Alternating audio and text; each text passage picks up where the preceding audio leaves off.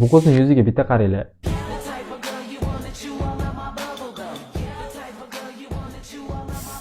Kechagi videodagi ayolni butkul teskarisi. Bu qiz o'zini blogida 5 yildan beri retinol ishlatishini yozgan. Xohlagan odamingiz bilan bahslashishga tayyorman retinoldan yaxshiroq universal ingredient yo'qligi bo'yicha.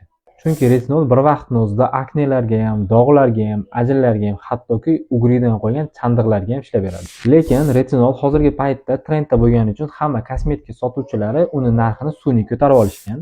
Lekin siz uni arzonga aptekadan ham olsangiz bo'ladi.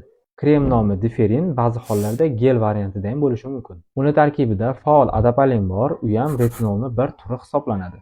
Agar sizda komedonlar, aknelar, post-aknelar, yengil dog'lar hamda ajinlar bor bo'lsa, bemalol qo'rqmasdan ishlatsangiz bo'ladi. Mana o'zimda ham retinol bor, lekin u juda ham kuchli varianti, birinchi marta ishlatayotgan odamga umuman to'g'ri kelmaydi. Shuning uchun boshlanishiga Diferin kremidan foydalansangiz yaxshiroq bo'ladi.